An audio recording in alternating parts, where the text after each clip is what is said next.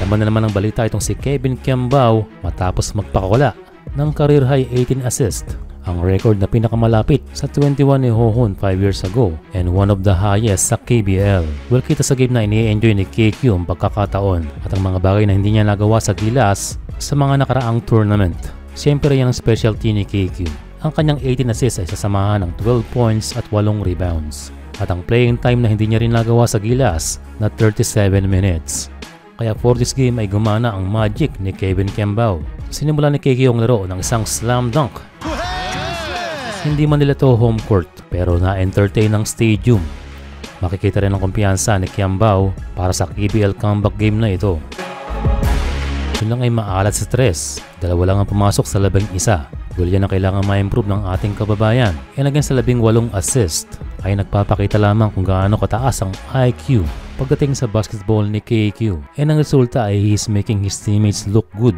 Isang pogi points para sa koponan.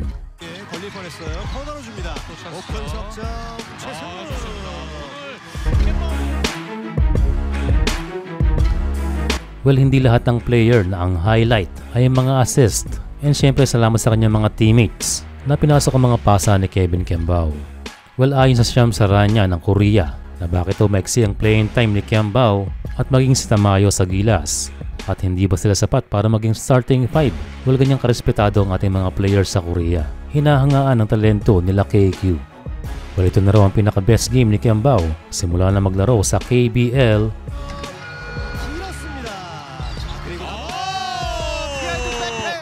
Grabe ang pasa na yan ni KQ at napasigaw ang mga commentator. Pinakikita lamang ni Kevin ang kanyang court vision. Kaya kung magpapatuloy yung pinapakita na Kembao na ganito, ay hindi na tayo magugulat na tumagal ito sa KBL katulad nila Albano at Bilanggel.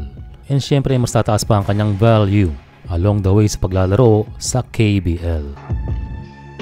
At ito pa ang isang magandang pasa para sa kanyang cutting teammate. Nagpapakita lamang na nakukuha niya na ang mga plays ng Goyang Sono Gunners. Ayon naman sa coach ni KQ na dating isang point guard ay hindi raw siya nagkaroon ng ganong karaming assist noong siya ay naglalaro pa at ang kanyang pinakamataas ay 15 assist lamang.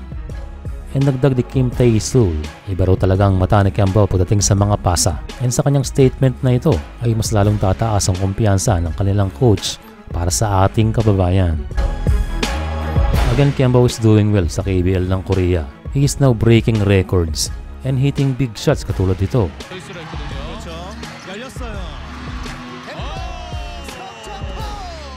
Sana'y magtuloy-tuloy pa ang magandang laro ni Kevin Kembao.